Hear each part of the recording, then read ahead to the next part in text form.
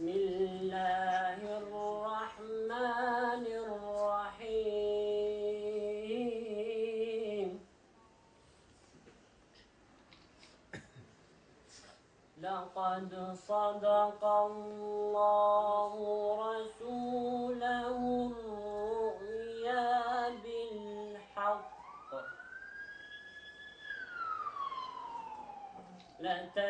لتدخلن المسجد الحرام إن شاء الله آمنين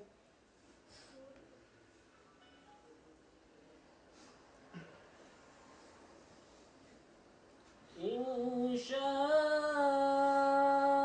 الله آمنين محلقين رؤوسكم ومقصرين لا تخافون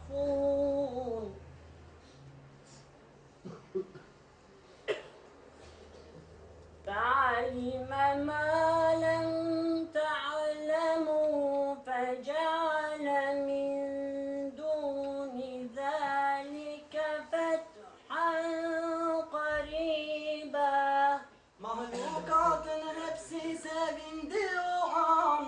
Esselatu aleyh, vesselamu aleyh. Dirilip alem yeniden buldu can. Esselatu aleyh, vesselamu aleyh.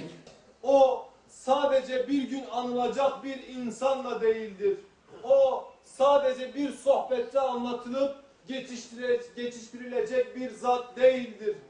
O doğumumuzdan son nefesimize kadar yaşanması gereken bir insandır.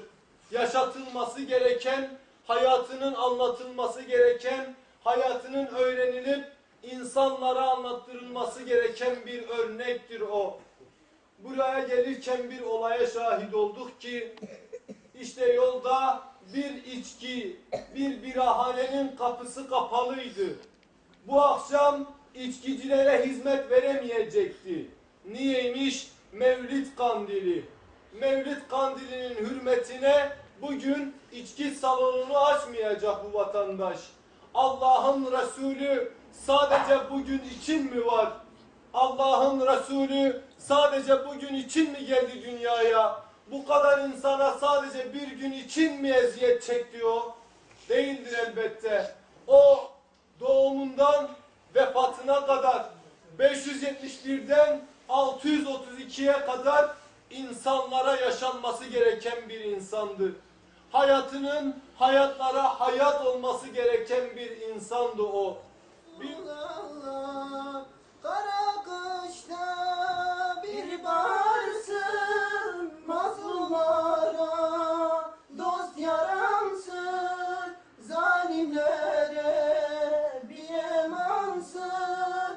Neredesin ya Habiballah? Bizleri affınla bağışla, fazl ve kereminle bize muamele et.